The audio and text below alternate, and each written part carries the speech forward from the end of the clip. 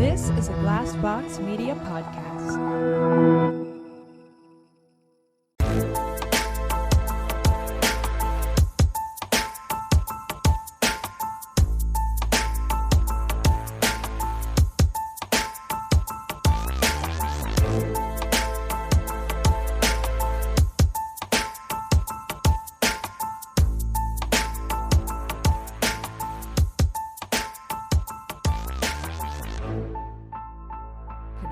Where you're like, oh, the Perry's hometown boy, you know. It's so sad. It was really Very shocking. sudden. It was so shocking to me because he's my mom's age. 52. Like it's a that baby. is insanity It to is. me. Like, and I have family members who don't lead healthy lives.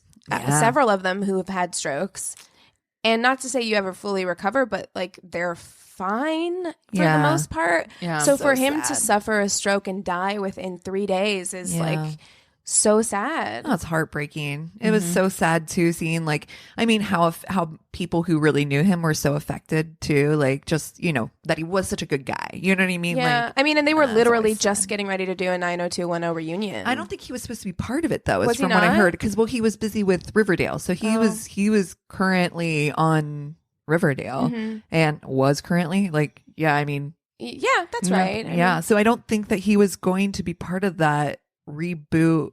But now it's like, you know, what are they going to do on Riverdale? I wonder. I don't know. How are they going to handle that? Like when something this sudden I know. happens, it's like, how do you?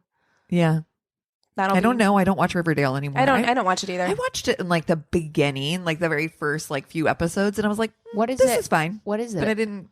It's like an Archie comic. Yeah. It's like a darker version. Like, you know that the Chilling Adventures of Sabrina came out? Yeah. It's the Yeah, same yeah. sort of thing. It's like a darker version of the Archie comic. So Oh, there's like okay. a Betty and Veronica and Archie and Jughead. Yeah. Got it. Well, So- you know what we didn't do last week? Oh God, that what? I noticed. We Introduce never ourselves. introduced We ourselves. didn't. We made it a full episode without introducing ourselves. Oh my God. I Worse. feel like that's an achievement. The day unlocked. fucking happened that like we made it a full episode. And you know what? Listened back, didn't even notice. No. Didn't even fucking notice that we didn't introduce ourselves. So should we Funny. do that now? Get it out Yeah, of the way? get it out of the way. Yeah. Okay, you're listening to My Worst Date. I'm Keegan. I'm Cassie. I'm Christina. That was the first time I've ever done that. Yeah. There you go. The you're listening to part. I never do that part. Interesting. Well, what else we got going on this week? There's a lot of crazy. Have you guys heard about Kate Beckinsale and Pete Davidson? Yes. Oh my God. The makeout sesh at what was it? Clippers game. I don't know, some sports ball. I don't know, some Sports game ball. of some in kind. Dude, that's one of my favorite memes is them like making out next to Anthony from Queer Eye or whatever, just sitting there like awkward. So awkward. Oh His my God. face. He looks so uncomfortable. He's like, Yeah, oh. he's like, I thought me and Kate were gonna hang out. Who wants this to is at a be New York like next Rangers to game. people like making out? No like, one. ever?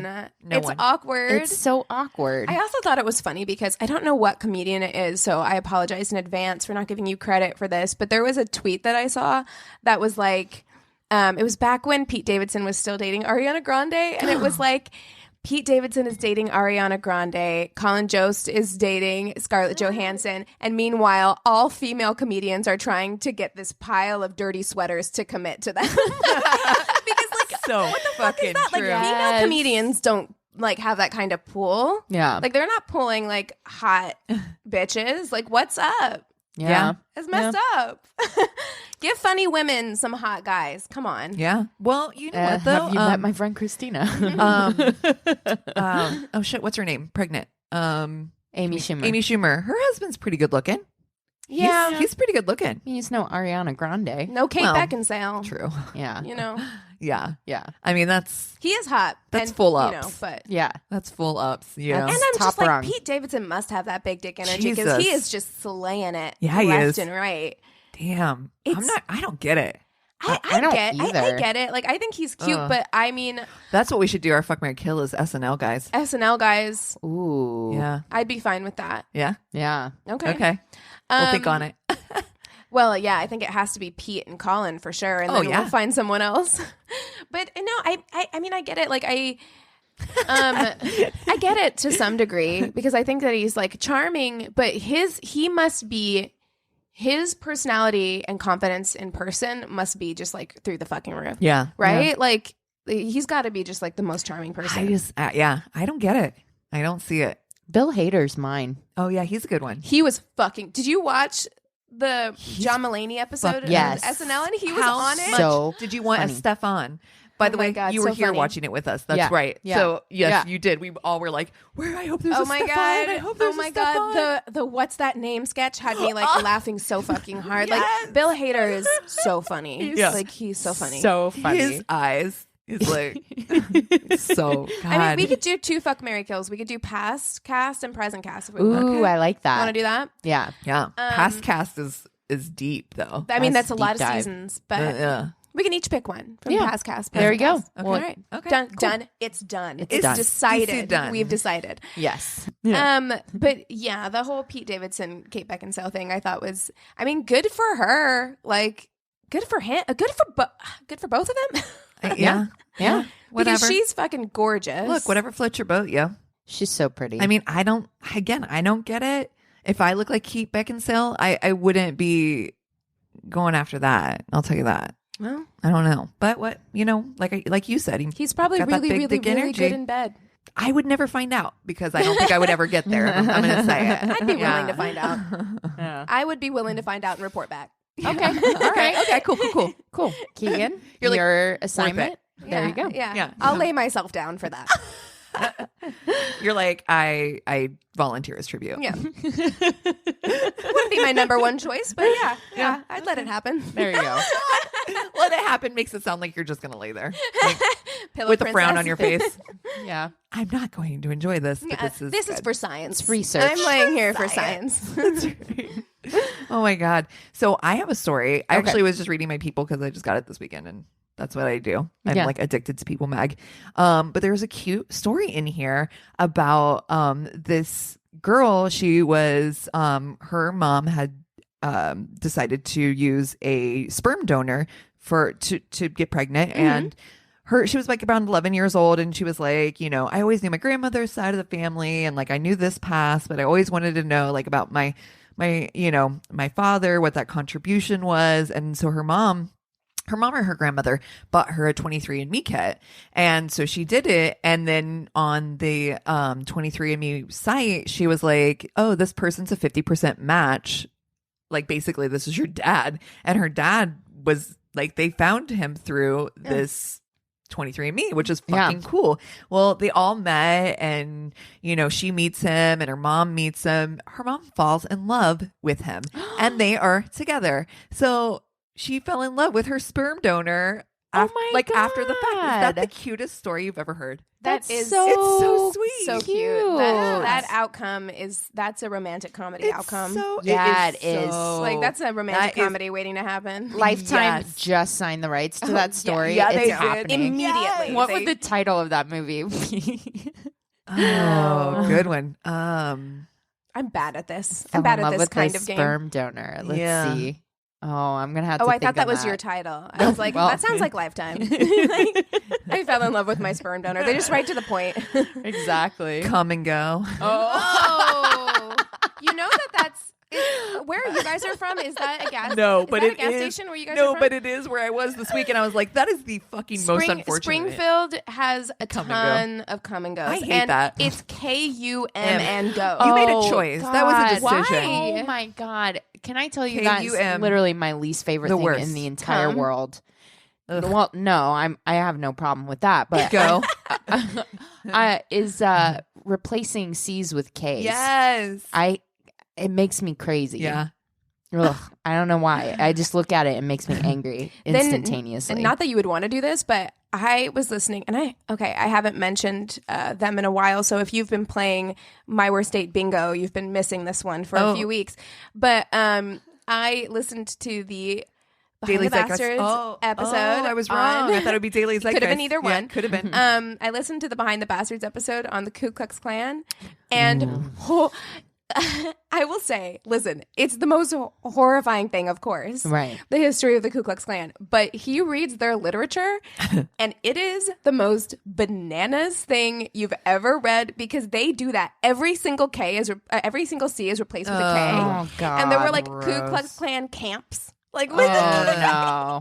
Oh, and you know what? It does take some of their. I would suggest listening to it because it does take some of their power away. So it kind of takes the sting out of it a little It bit. takes the sting out of it because you realize, as horrifying as it is, and of course we can't downplay any of that, but like they were basically just nerds who played Dungeons and Dragons. Yeah. And then we're like, you know what? We're also racist. So why don't we just like throw this in there? Because all of it's like grand wizards and grand dragons and fucking it's so like true. gnomes and shit. Like the weirdest thing. Cross. Where I'm like, oh, you guys are just a bunch of like nerds. Yeah. Okay. Yeah. I get Yeah. it. And ignorant. Yeah. Yeah. Oh, great. And can't spell. Yeah. Oh, you know, I broke up with my very, very first boyfriend for that.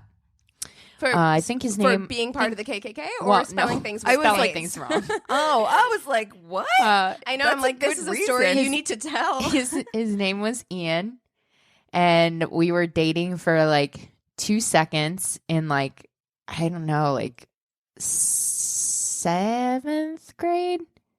Oh, I can't remember, but he passed me a note. And he misspelled so many words. He used like the wrong there, Ew. there, and Nope. there. He used the wrong So- to, No. like the whole thing. And I was like, we're not going out anymore. So he No, thank you. misspelled things on purpose? No, or no. like not on purpose? Not on purpose. Because I grew up in the age of note passing where you spelled everything wrong on purpose. So it was like, you know, U was a U and 2 was the letter 2 or the number no. 2. And like, No. it wasn't like that. It was no, like, it was like, I don't know how to accidental spell. mistake. Like text, like text speak. oh no. Kind of thing. Yeah. Yeah. No. Yeah. No. Yuck. So there And you go. me no likey. I actually brought up something because I did date a guy in high school, and I was a super into punk, and I had like gone through like a major punk phase for sure, and I'm still into punk music. I love that stuff. And so I dated this guy, and it was total punk, like dude. But I went over to his house one time, and he had a fucking rebel flag in his house, and I was like, "Yep, that's a no go for me. That's going to be a no. Thank you very much." Yeah. Yeah. Well, Yeah. I mean, yeah, my first. Oh, that's right. Go back to the very first episode Yeah. of My Worst Date. Fucking. When I went home to Missouri, I almost texted you guys because I walked out of the airport and literally I was in Missouri. How long does it take you to walk through an airport? Like that much time? 10 minutes. 5 minutes? Yeah. Because this airport's tiny. Yeah, 5 minutes. 5 minutes. Yeah. I walk out the doors. First thing I see is a truck that has a Confederate flag No. license plate. No. And I was just like, We're like, wow, 5 minutes. I just got here, guys. Like, I just fucking got here. Oh, yeah. Fucking really, like, immediately I was like, oh, yeah. It was just like the universe was like Yeah. reminding me, like, oh, yeah, that's what they do here. Diversity. Yeah.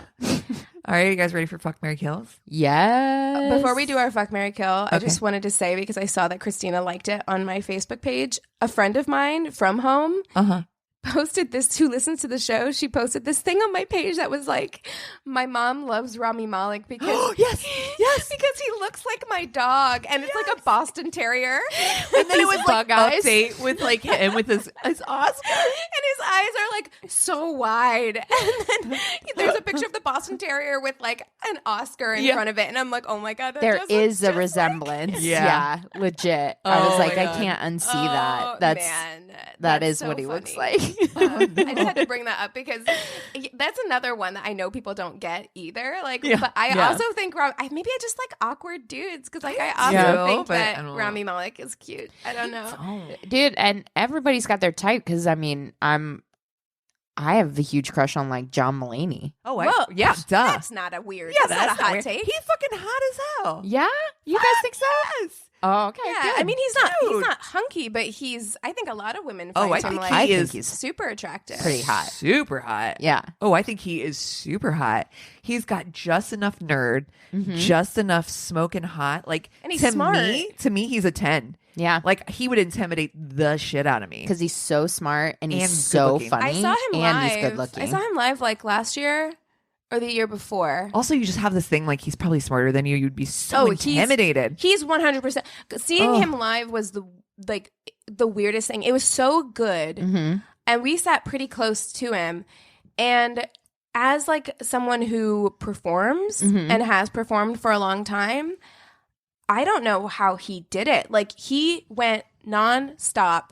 He didn't miss a beat the entire time. Yeah. I was like, what you're doing right now is so impressive and so exhausting. Like I can tell that what you're doing is exhausting, but you don't look exhausted. Like that's how you know you're watching a great performer, is when they're doing something very difficult and they're making it look super, super easy. Right. Yeah. But you also know that feeling of exhaustion afterwards too. Oh yeah. Like I've done shows and stuff before where I'm like, I'll walk off stage and like everybody's like, let's go drink. I'm like, I just need to go back to my room and pass the fuck out. Like I cannot function at all. Like at all. You're just like so wiped from being on. Yeah. Right. He had me laughing so fucking hard. Like I honestly was like, I can't breathe. Like I was like, I can't I was worried for myself because I'm like, what's going to happen if I still can't breathe in like, in like 30 more seconds.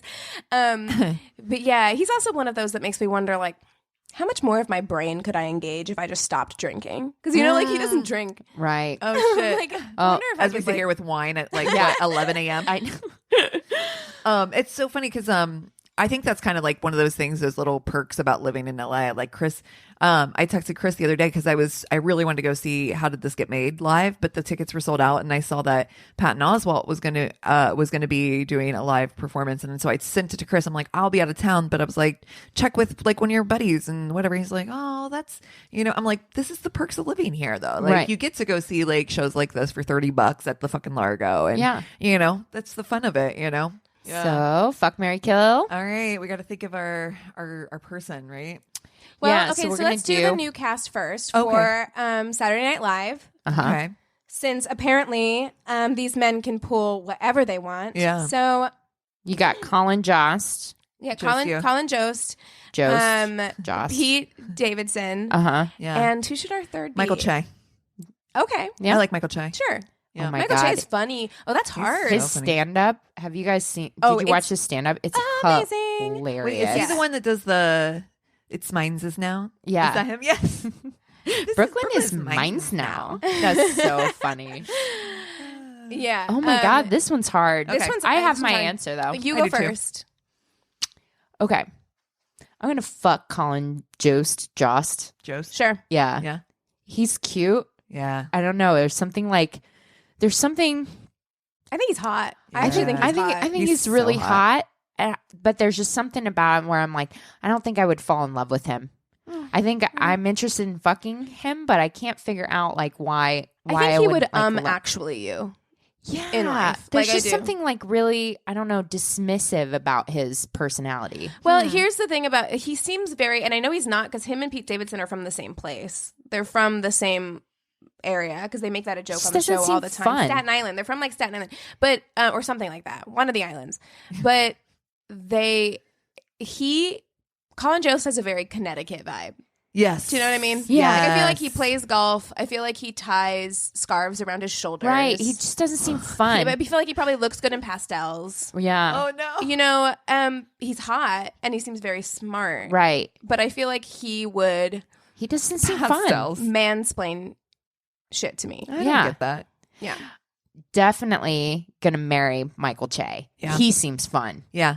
He seems fun. He can Yeah. get down. We're He gonna can have a get good time. down. We're gonna have a good time. He's mega fucking hot and Yeah. funny, and yeah. So definitely gonna marry Michael Che. Super Killing funny. Pete Davidson. Yeah. Got to do it. Out of all three of them, I'm like, yeah, that's my answer. I'm sticking to it. There you go. Cassie? I am killing Pete Davidson as well. Shocker. Because I know. Huge surprise. I know. I didn't mean to like go out with the hot take first, but I am going to fuck Michael Che and marry Jost because I really dig Jost. I don't get the mansplaining vibe from him at all. I think he's funny in that like subdued way, and I think that what I like about him is that even though he's like Mr. Cisgendered white Connecticut white bread, I think that he almost makes a joke of that. And you know how much I love self-deprecating people, like who kind of can make fun of themselves. I actually think he's probably in real life very much kind of like my husband, who is very like pro-woman and like get it, girl, kind of like that's the vibe I get from him. Right on. Yeah, right on. I don't know. You know what? But Michael Che is hot, and I'm definitely gonna fuck him. I kind of feel like Jost would be like one of those people is like a freak in the sheets too. I ain't mad about that. You know that. Yeah. Okay. Yeah. I get a little bit of a vibe. I'm like, yeah. He might spank you. I feel definitely like Pete spanking me. Davidson's a freak in the sheets. Like I feel like that's he probably for real is. he for real is. Definitely like He's definitely tying you down. He'll do whatever. God I damn think it. he'll Now do I'm whatever. like, Well, that's the thing because like okay, Pete so this Davidson is where I'm is at. the one that so like texts about unattracted to butt him, though. stuff. Here's the thing, I am exactly. so unattracted to him. Here's the thing about it, like Yeah, where are you at, Keegan? Pete Davidson is a fuckboy. Like that's He's what a he's fuckboy for. 100. And I bet you it is a really good time. Like I bet you But you ain't gonna marry him. fuck no way. But like I Yeah. bet you like fucking Pete Davidson is like fun. Like I bet you it's a really good time. And everybody knows he's Big he's dick. packing. He's packing. So I'm kind He's of concealed in. carry. I don't know what to sure. Concealed carry. I really would love a paddleboard pic of him, like Oh, no. like Orlando. Orlando Bloom. I Oh want to my see it. God. I do. She locked that down too. She sure did. Good for Katy her. Perry locked that was down. And good for her. Yeah, This dick is they mine seem happy. now. Yeah, mine's now. Oh my god, that's so funny. So I don't know. This one's really hard for me. Like I actually feel like I'm getting. I know. I'm getting kind of hot in this sweater. I know. Do you want me to put the blinds down so you can take your top off? God, I can put the fan on. Sure, under. I know. Just kidding. But I don't know. This one's kind of hard for me because I have, even though I said all that stuff about Colin Jost, I have a crush on Colin Jost he's because so I do hot. think he is smart. Mhm. I think he's hot. Yeah. I think I would want to be in a long-term relationship with him, and then I think I would start to be in a long-term relationship with him and then not like it. Here's the problem I think I see for you, Keegan, which is that you underestimate your worth, and so you would constantly feel like you're not good enough for Colin Jost, and you would sabotage your own relationship with him because he would be so in love with you, but you couldn't believe it. Okay, I like this narrative that you've I'm weaved, reading this but romance novel you're writing. I like it. I like it. Totally am. Yeah. So I just But your don't- name's Petunia, and his is like Vic. Oh man. Okay. I mean, if it's a I guess romance this is a novel. good time for me to plug that. Oh yeah, Boobies and Your Newbies. Angry Neighborhood Feminist did an episode of Boobies and Newbies, and oh my god, the main character in that was Vice. Oh God. Vice Salvatore. So yeah, go listen to that. It's coming out on the 15th. But Hilarious. okay, so I'm just gonna go ahead and marry Michael Che, take him off the table. Okay. Because I fucking love Michael Che. I think that he is socially conscious. He does make some jokes that sometimes I'm like, my feminist self is like, I know you're joking, but could you not? But we could work on that. You know what I mean? I Yeah. feel like he needs a good woman in his He's life a good woman to That's tell right. him to check him on those things, challenge those things for him. Yeah. So now it's between Jost and Pete here. Who you gonna fuck? I really don't want to do it. I really don't want to do it because I really like him a lot. Oh lot. no, You're gonna kill. I think I'm gonna kill Jost. Oh my God! I knew you're it. wrong. Because I think I am wrong, and I think I know it. I am wrong, and I know it, but I'm gonna do it anyway. This is which See, is how here's you the thing. fuck Pete Between Davidson. between those That's two how you end guys, up fucking Pete Davidson. between those two guys, Pete Davidson, Colin Jost, one of them is gonna fuck you for their pleasure. Yes. One of them is gonna fuck you for your pleasure. and one of them's giving you herpes.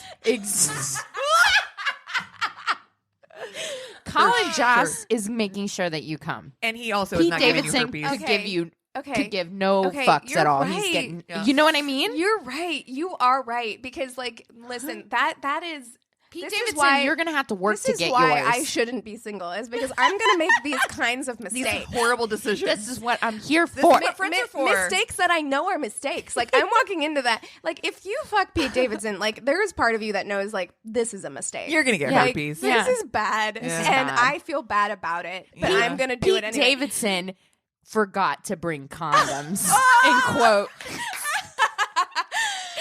No, Okay, you are right. You are right. You are And right. Jost for sure has condoms. He's actually got backup condoms. He's got them for his friends. He's like, in case we do it twice. I don't know. I just want to be cognizant he keeps of them your in a bowl sexual health. on his Jost, coffee table. Jost is a giver. Yeah. He wants, And he also wants to make sure you're his taking care of yourself. favorite thing is to watch you come. You guys are right. Yeah. You're right. In fact, he wants to look in your eyes.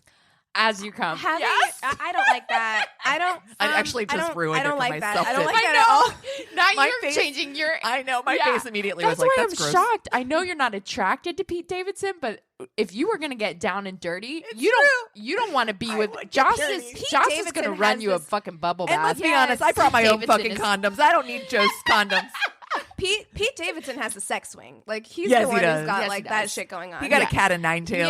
Yeah, he does. But this is why I have you guys as friends because God forbid I'm ever single again. Yeah. Don't let me make the Davidson mistake because I was really about to. The Davidson mistake. That sounds like a new CBS show. I was really Trademarked about to. The Davidson mistake. Pete Davidson texts you with the "you up" text. Oh, Like, totally. So I'm gonna When do. he just finished having sex with his girlfriend. I'm gonna do the right thing. I'm gonna do the right thing. Good job, and, girl. And fuck Colin Jost and kill Pete Davidson. Yeah. That's the Okay. right thing. It's Yeah. the right thing to do. And marry Michael Che. I'm gonna marry Michael Che. Yeah, you're right. We can work on it. On, All right. on the other things. Past cast. This is gonna Oh, get. God. This is gonna get really hard. Each of us pick a past cast member. I'm picking Bill Hader. So yeah, Hader. so we're gonna do Bill Hader, Jason Sudekis, and Andy Samburg for our new cast. Fuck, Marry, Kill. This is Shit, the this old is cast. hard. I'm sorry for our old cast. Past Previous cast members. Fuck, Marry, Kill. This is hard. This is hard. Okay. So I don't want to kill any of them. So can we do fuck, marry, friend? sure. Sure. Yeah, Okay. yeah. I am going to marry Bill Hader so I can do Laugh all day. terrible things to him every day for the rest of my I life. feel like he would be super good in bed for some reason. My God. Do you just know it? Yeah. Every time I look at him, I'm like, that would be magical. Yeah. That would be I think it would be magic. real. I think he would be fun in bed. Oh, Like I think it would my be fun. God. I think you'd Yeah. actually be laughing. It's weird because like in a good way. I'm in the attractive category of that list. He's probably my least attractive. Correct. However, Agreed. But everything I'm the about most attracted to him him, yeah, from everything else. everything else. You're so right. I actually agree with that. That's exactly right. Yeah. Yeah. Yeah. Andy Samburg, gonna fuck him. Yep. I think we might be the same because you're going to kill Jason I'm gonna kill Sudeikis. Sudekis. And I love don't him. think I think he's cute, but he's not. I don't know. He's just lacking. He's another one that pulls. Like his wife is like smoking. But, Olivia and Wilde. look, he's hot. There's no He's hot. two ways Yeah, about yeah. it. But there's something special about Hader Yeah. and Andy Samberg for Yeah. me. Yeah. Yeah, that's am where I gonna- stand. I'm going to marry Andy Samberg because I want to convert to Judaism. Okay. And I just there's so many levels to him Yeah. that I just really enjoy. Yeah. But yeah, I'm gonna fuck Bill Hader and I'm gonna kill Jason Sudeikis. And it hurts me a little to do that Yeah. because we're friending. Friending. Friending. We can be friends. yeah. And I actually like Olivia, so this is gonna work Oh out yeah, really you're gonna have cool. dinner dates with him and Olivia. That would be great. Here for it. Yeah. Yeah. Yeah. Andy and I are gonna go out on dates with Yeah, and you would double too. dates. It's gonna be great. Yeah. Who Andy Samberg's married to a musician. Joanna Newsom. That's right. Who's she from? She's a really good musician. Yeah, actually. yeah. I know I like know her music. Yeah. Yeah. She's like an indie kind of Indie rock like chick. folk. Yeah, Yeah. folk. Yeah. Yes. Oh gosh, this is really hard. Because to be honest, and this is kind of weird, but I really like Andy Samberg. I think Andy Samberg's really funny, but there's something about his like You'd college, rather be his friend. his It's cool. college boy humor that like Okay. isn't See, this is why I like him really- because you know I love college boy humor. exactly. This is- Yeah, a lot of like fart jokes and things like that. But him Perfect. being married to Joanna Newsom actually makes me question things because Yeah. she's really cool. So And she's smart. and smart and mega beautiful smart. and like so there's something there with him where Right. I'm like because I do think like you can figure people out based on who their partners are. I agree. Right. And so I bet you he's great. I bet you Andy Samberg is great. Yeah. But I think I am going to Oh my God. I'm like still shuffling people in my head. Bill Hader's single too. Can we make this happen? If yeah, anyone's we can. listening, can we have you met my friend Christina? Because Fuck yes. literally, The he's only my goal soulmate. is to get this podcast Yes. big enough so that we can actually so make that it I can happen. with Yes, Bill Hader. Yes. I'm here for down for fucking that that. goal. I am fucking here for that all day. I am Let's too. make this happen. All right. I'm here for it. We're in Okay. agreement. All right. Well, let's just. I think we can just text him, right? Like That's hey, the Bill. title of this episode. Does anyone know Bill Hader? Does anyone know? I'm seriously. Can someone Bill calling Hader? the episode that? I'm not even kidding. Yeah, we should. I think I'm going to friend Andy Samburg. Uh-huh. I think I'm going to friend him. Okay. Yeah. I will go, hiking in Runyon with him and Joanna. Oh my That God. sounds fun. Yeah. Okay. Damn, man. Damn, Daniel. I actually think this might be a little bit of a hot take. I actually think like having sex with Bill Hader would be more fun than having sex with Jason Sudeikis. Right? But yeah, Like, I feel totally. like it would be more But fun. if you're married to Bill, Then you can do it all the time. all the time. But I kind of feel like Andy is going to be good in bed. I ain't gonna play. no, he probably is. I bet he is good in bed. But okay, so I'm going to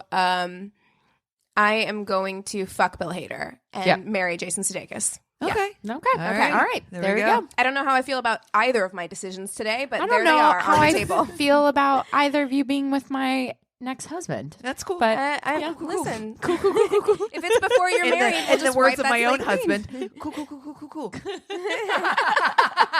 Oh, I forgot about Andy Samberg and Brooklyn Nine-Nine. Okay, anyway, it doesn't Brooklyn matter. Nine-Nine is everything. made our I decisions. fucking love that show so much. I know. They're It's locked so in. funny. They're locked and loaded. Exactly. So, you guys want to take a break? Yeah, and then we'll come back with stories. My brother-in-law died suddenly, and now my sister and her kids have to sell their home. That's why I told my husband we could not put off getting life insurance any longer.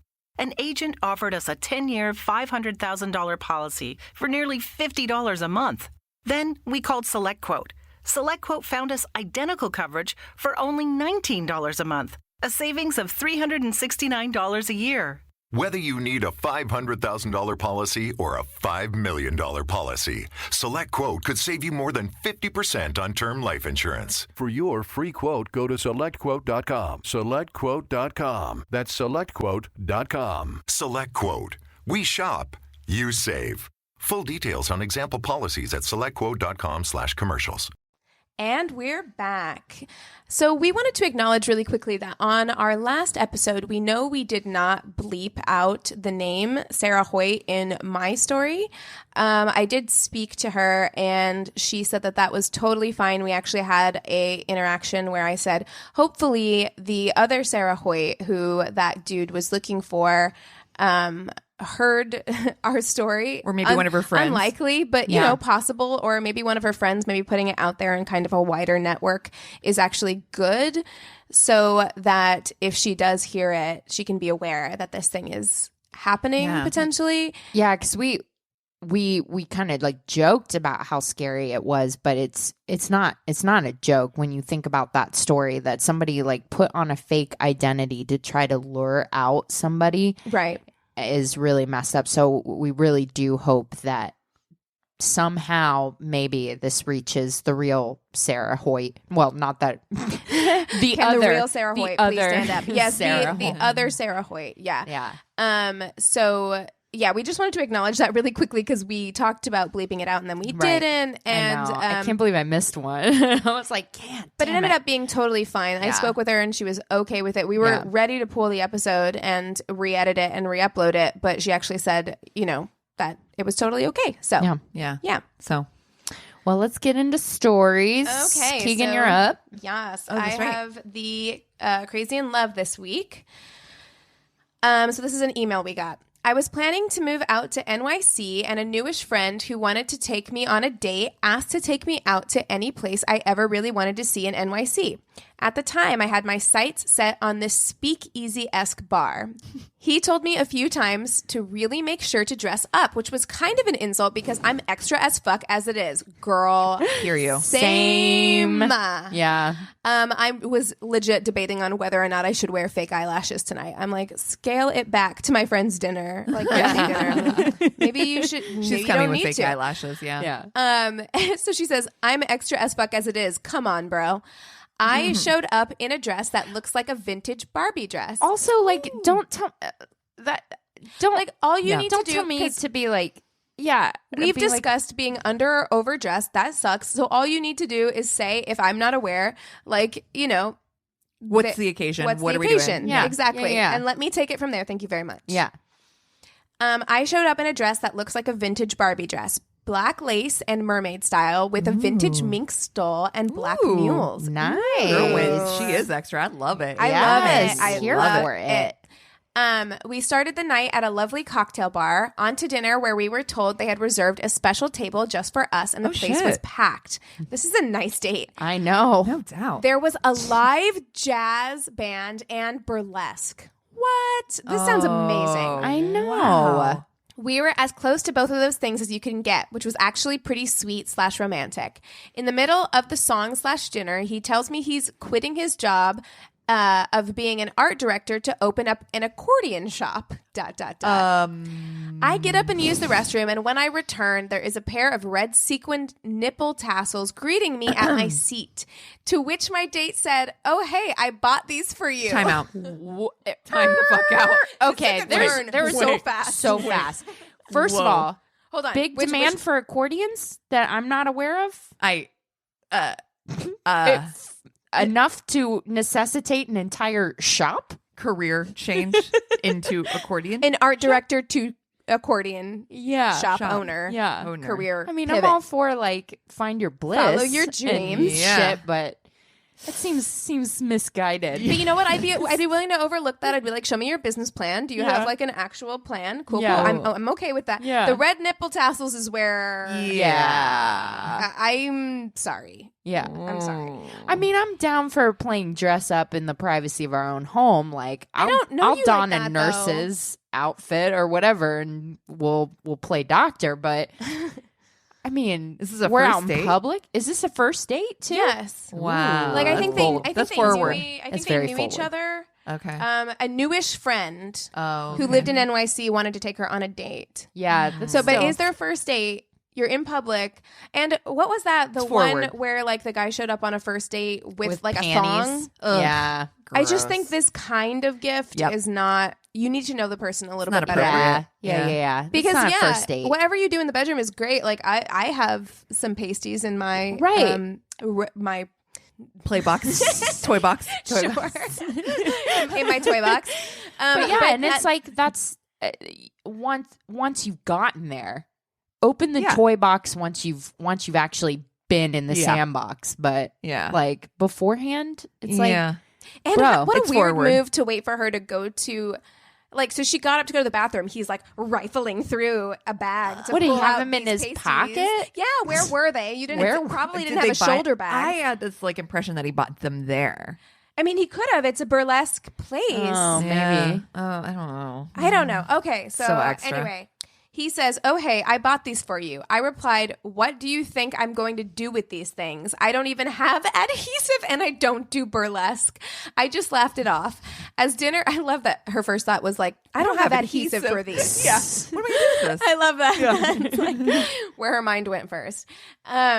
I just laughed it off. As dinner wraps up, my date excuses himself to the restroom to change his outfit for the place they're at, okay. which I was confused about because he was already in a suit and looking sharp, and he had explicitly told me to dress up. What more could this guy put on? Right? Yeah, is he like changing into a tux or? I mean, a tux with tails and a top hat. He returns wearing his dinner jacket, button-up shirt, leather booty shorts, Excuse and me, what? sock suspenders. Wait. Excuse me, what? What? What? Wait. He went to the bathroom. Leather booty short. He went to the bathroom, and it sounds like he came back with his outfit, all of his outfit on, except he took his pants off and he had leather booty shorts on underneath. Oh, no. And sock suspenders, which is such a like. No, it's a no. Who wears sock No, suspenders no. anymore? What Does is anyone? happening right now? Mortified and unaware how to get out of this situation, and also I didn't want to offend this person, I didn't protest going on to this speakeasy bar. Oh no. If that's so okay. So this is what it sounds like happened. They were at a cocktail hour before they went to the speakeasy bar. Right. He changed his clothes to go to that bar. To leather shorts. To leather shorts. He's like, you know what? Speakeasy bar. And she did leather shorts. She did probably what I would have done, which is cringe and die inside. But be so Midwestern and afraid of offending the other person that you just go along with them to this other bar. So she says, I didn't protest going. If that's how he's dressing for this place, what the fuck is waiting there for me to people watch? That's why you got your pasties, yo. Oh, no. As we walked through Manhattan, he goes to hold my hand, and the too nice of a person I was did not swat his hand away. Again, that's probably what I would have done. So now in my mermaid cocktail dress and mink stole, I'm hand in hand with leather booty shorts and sock suspenders, praying to the gods that Just no one I traipsing through know... Manhattan. Praying to the gods that no one I know or work with is seeing this. I got blackout drunk and ended up on the stage at one point at the final destination bar. Oh, and no. no, I did not use those damn nipples. Oh, that was my question. Yes. End of date. Wow. Thank you so much for submitting that. Wow. I really hope somebody got her on video on stage because Oh, my God. we need that for posterity. Oh, man. I can't remember the last time. I went out on a first date like a few weeks ago with a guy that, of course, just didn't look anything at all like his photos. Right. At all. Par for What the would you course. say is the percentage of guys who don't look like their photos? I haven't run into it too Is frequently. it in the minority?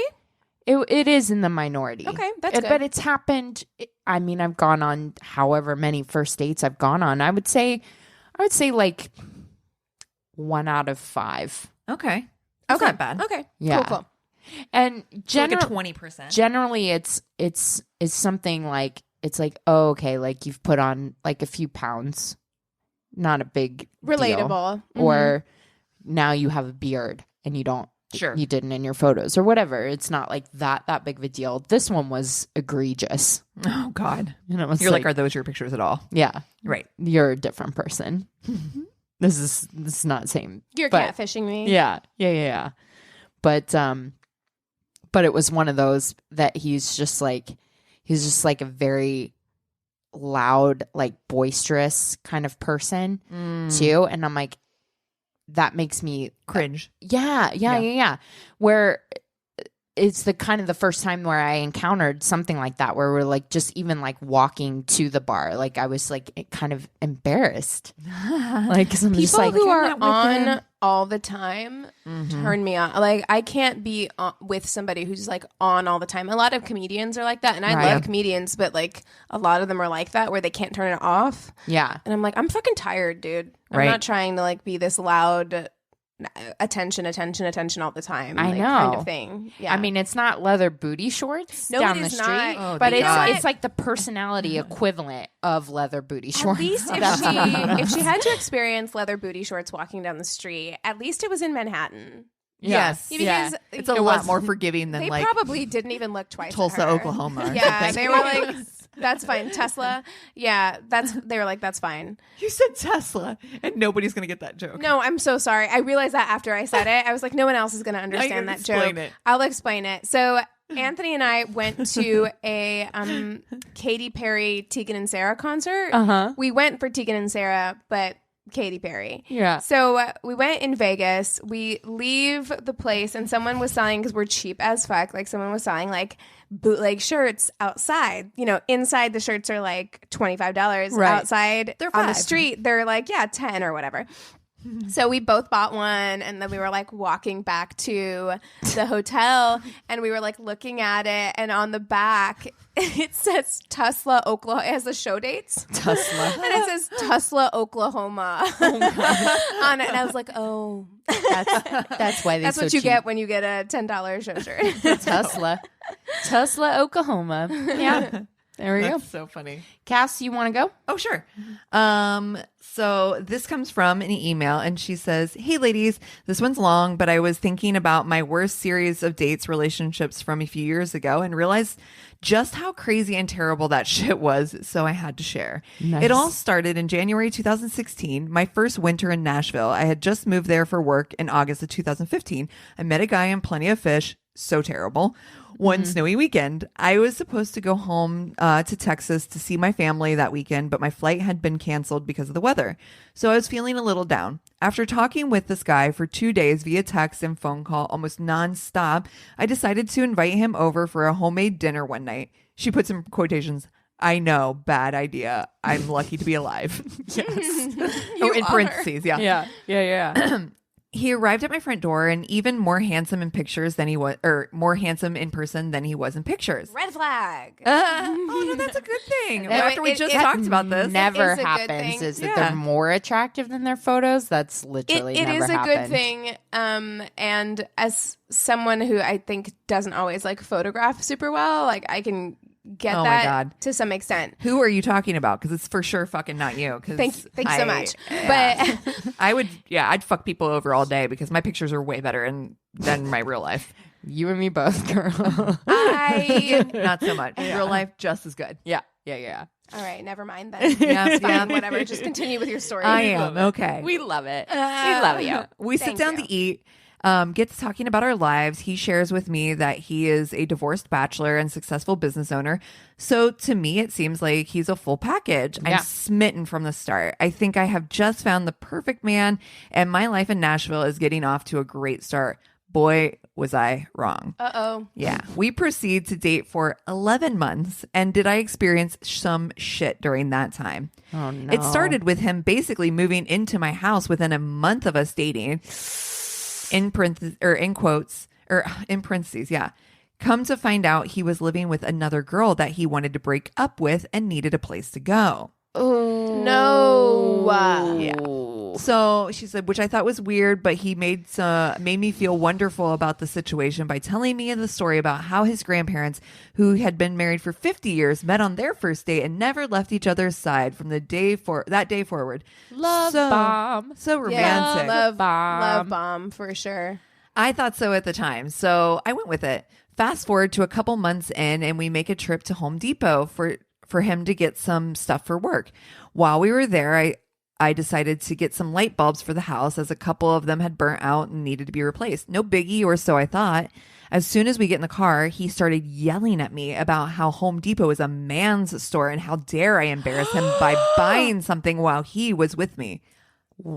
Wait. Yeah. That is the craziest thing Yeah.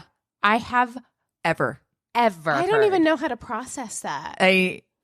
Could you fucking imagine buying light bulbs and this is a man's store? How dare you? What? So Yeah.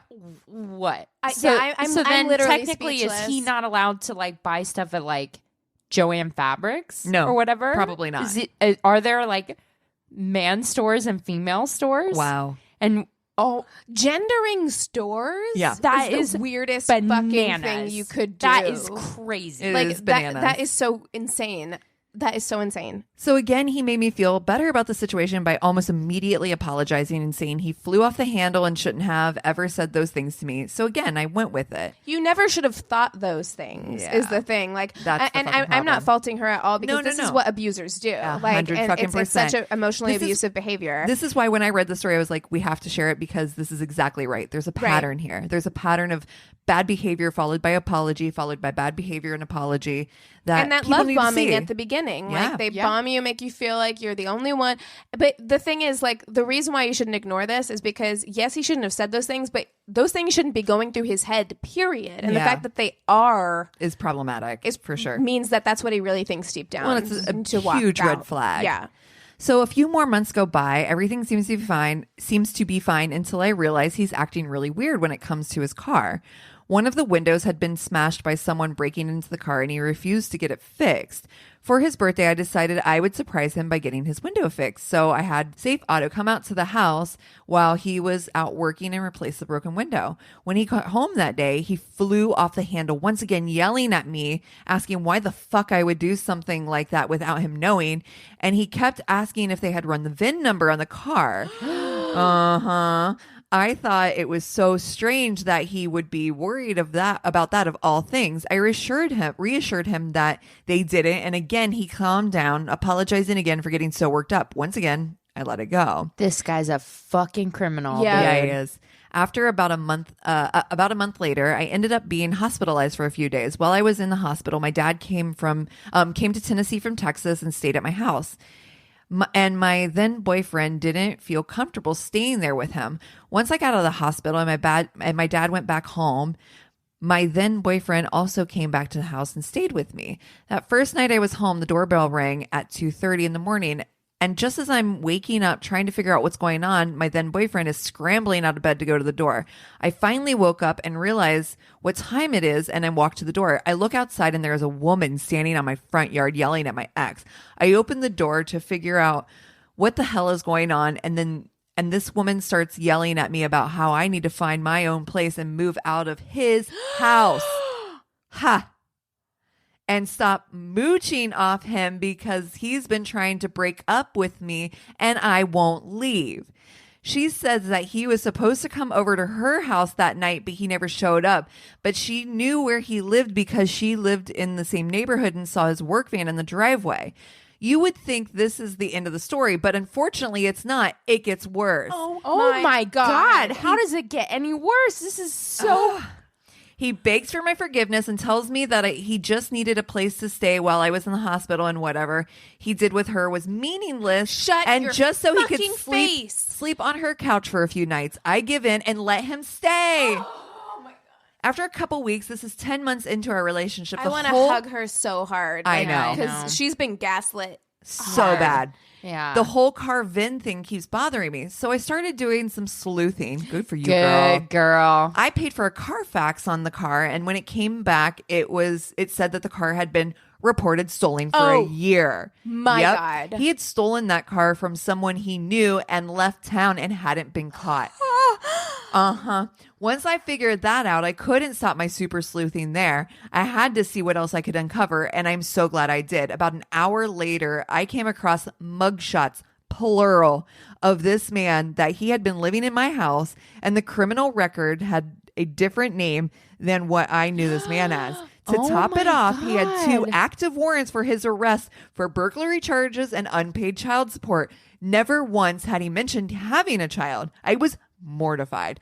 All I could This is think, some Dirty John level bullshit I know, my right stomach here. is in knots. I know. I feel sick. all I could think is that he was going to take me back home soon, and he would most likely murder me once I confronted him about what I'd found. He got home that evening, which also happened to be my birthday. Happy fucking birthday to me. Honey. With gifts and cake and ready to make great dinner for me. As soon as he saw me, he knew something wasn't right. I finally told him everything I had found out that day. Girl, call That the it- cops. Thank you. That's what I'm Call saying. the He's got cops. warrants. She's Yeah, so... or bare minimum have somebody with you Oh, because I know. that being Oh, alone. yeah. Oh my No God. way. You don't know how he's gonna She's respond. so lucky Yeah. that she's not dead. God, she said that it started a huge fight, which ended up in him beating my head against the floor and me calling the police. Oh my God. He left the house in his work van as soon as he realized I wasn't bluffing about calling the police. And when they arrived, they looked up his information and confirmed everything I had found earlier that day. Oh my God. Along with the fact that the car parked in my driveway was in fact stolen. While the police took me downtown to file an order of protection against him, another officer waited at my house for a tow truck to come and take possession of the stolen car. I sent my ex a text letting him know he was never welcome back at my house again and that I had filed an order of protection against him, which was never served because they couldn't find out where he was living next. And I never heard from the man again. I spent almost a year dating a legit sociopath and an immensely emotionally and by the end physically abusive relationship, and didn't realize it until the very end. The abuse that you can't see is sometimes the worst. And I, to this day, can't believe I made excuses for the man that let him manipulate as much as he did. I share this story not only because it's jaw-dropping and parts are almost too crazy to be real life, but because I can look back now at 2.5 years later, having healed from the abuse that I was put through. I'm so thankful from this experience because before all of this happened, I had no empathy for women who stayed in abusive relationships. Not until I realized that I was one of those women. I hope that I hope no one has to go through that. And if someone else is out there, please get help. Please stop making excuses for your partner's bad behavior. Please put yourself and your well-being first. You deserve it. Love the podcast. Keep up the great work, ladies. I feel like I'm gonna cry. Like Yeah. I really want to address that. Even now, like she uses the verbiage like that she let herself be in that situation, good and point. it's like you didn't let yourself do No. anything. You were Like, gaslit. You were gaslit. You were emotionally, mentally abused And groomed for it. through your entire relationship. It's not your fault. Like it's not your fault. Yeah, that's a lot. Yeah. Yeah. But though too, again, it's an important story to share. I mean, first Absolutely. of all, we look at it from the outside and say, that's crazy. How could you let somebody do that? But at the same time, just like she said, it's like, until you're in that situation, you don't know what you would do. You don't know what you would do. And you think, and it started with that heavy love bombing where it's like, oh, this is how my grandparents fell in love. And this is how it happens. And this is totally normal. And then it's like the bad shit behavior happens and it's an immediate apology. Oh my God, I'm so sorry. That was really stupid of me to go off the handle like that. Anybody who's ever been in those initial stages of a relationship, like your brain is not functioning rationally, I think in a lot of ways, like Right. because it's so flooded with all those like feel good emotions and like chemicals that like you just I don't think you see red flags as clearly as like people on the outside might be able to see red flags. I totally get that. And then by the time you've invested a year into something like that, think about like how hard it is to get out of relationships that you know are bad for you, just because it's like you have positive emotions and positive memories tied to that person as well. She's the perfect target too, because she's in a new city. She doesn't probably have like a large friend group that would be Captain Snoopy Pants and Lieutenant looks it up for her. Yeah, who would have found those mug yeah. shots Immediately and been like, bitch, this motherfucker is fucking hot to try here. Yeah. Yeah. It's a very scary situation. And honestly, again, like I think it's an important share because, it's that boiling frog. We've talked about it before. You're sitting in a boiling pot, and by the time you notice that it's boiling, it's too late. Yeah. And it's, like, are there red flags around you? She's so lucky she got out of it okay for the most part. I mean, not without emotional scars, maybe even physical scars. Yeah. But she at least got out of it. I mean, I would say not that there's just one lesson that can be taken from this, but like if you find yourself in that situation, call somebody. Yeah. To bare minimum be with you. If not, call the police. Call someone so you're not there alone, because you don't know what people are capable of. Absolutely. When they're backed this into a is corner. Pretty much a crazy in love story. Mm-hmm. Yeah. I mean, that's... Yeah.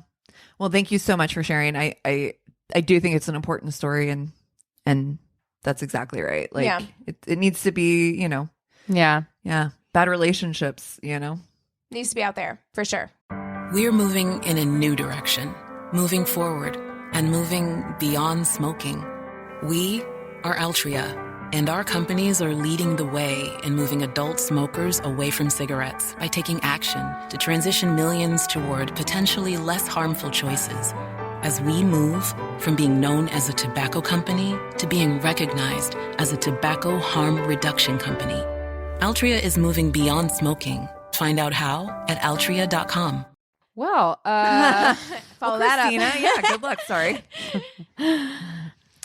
This one came from Reddit, like my favorite place, of course. And she says, okay, this was like a worst date post. All I do is like search worst date and you can get countless stories. So she says, Ben, yes, that's his real name because I'm shaming the shit out of this kid. Amen. Oh, good for you, sweetheart. girl. Amen. So, okay, here we go, Ben.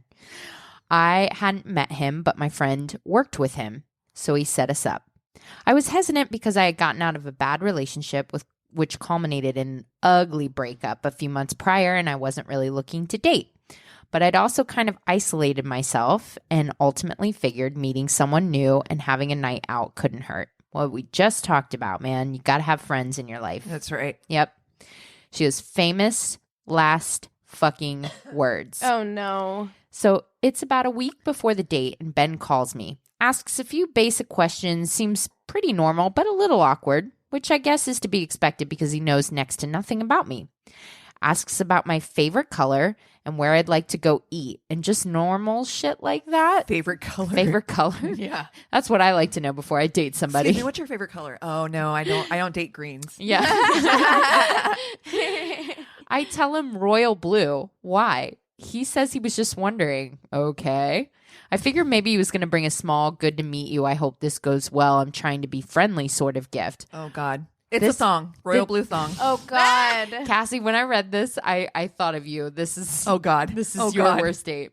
Oh, no. Motherfucker shows up for our date with 2 dozen white roses, airbrushed, royal blue. Airbrush. Oh, no. also, No. it's too many. That's too many roses. That's too many. No. That's what she says. 1 rose would have been a sweet gesture. This is a bit much. You What do think? you even fucking do dozen? with 2 dozen roses? Oh, God. Oh, no. Ugh. It's like a funeral pyre. Ugh. He also informs me I'll be driving because his dad dropped him off. Of interest here. Okay. I'm 24. Okay. He's 26. His daddy dropped him off. Yeah. Thanks, Dad. I asked if he was ever in This an too doesn't- accident, maybe when he was younger. Nope, just scared of the idea of driving. Oh, my God. I'm not going to lie, that's a turnoff. Yeah. That's a huge turnoff for me. But there are people that are like that, I think. I have family members who are like that, who have are a- grown-ass people who don't drive because Yeah. they're just scared of driving. Yeah. But I friend wouldn't who's- date someone like that. No. Exactly. Yeah. There's something, I don't know, there's something primal. And hot about driving. You've said this before. Getting in the car with a guy and he's driving a stick shift, I'm just kind of like, look how you handle your vehicle, sir. I like how you handle your stick. No, I see that. And also just from a selfish standpoint, I don't love driving. I Yeah. kind of like it if I'm just like on an open road. When I had a Jeep Wrangler and I Right. lived kind of where there were a lot of open roads, Yeah. when I needed to clear my mind, that was nice. Yeah. But as far as like the day in, day out, driving in LA, being stuck in traffic, like I do not want that full responsibility. We need to share that responsibility. Yeah, absolutely. I can't date someone who doesn't drive. Yeah. Yeah. Like, no. Yeah. So we live in a small city, and from my house to the restaurant is a couple of miles. He critiques my driving. Okay, motherfucker. Right now. Fucker. Way. If you Okay. are not going to, okay. No. Oh, I'm sorry. I'm so triggered right now. He goes, Yeah. I cannot stand being someone. If someone's critiquing my driving, bitch, you don't even know how to drive. well, Yeah, and even calm if the fuck down, even motherfucker. if Tell me how to drive. it is a pet peeve of mine. Yeah. If you're driving and someone's like critiquing you while you're driving. Oh my God. Like I'm just like I fucking. Then get the I know fuck what I'm out. doing. Yeah.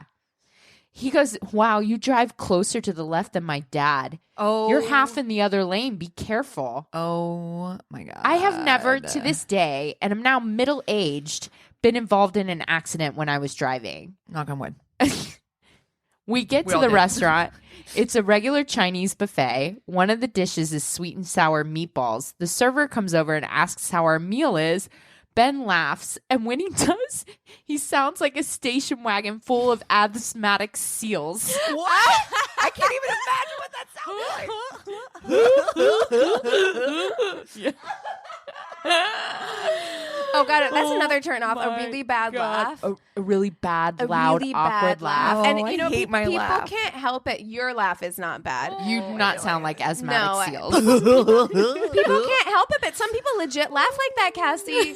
And imagine that 20 years of your marriage. Yeah, So Ben our friend does. Gabe always made fun of me because my laugh is so obnoxious. He always used to send me memes of like Amadeus. Where he's like, I think your laugh is cute. I don't think it's bad. Makes me think of our friend Pizu or whatever. We always knew when he was in the audience watching a show because his laugh's pretty distinctive. I want too. to clarify the difference between a distinctive laugh, which I appreciate. Yeah, distinctive laughs are great. Oh, it's like at our live show, our friend Brian. You can totally hear him laughing. He got a great laugh. Yeah, I love that. Yeah.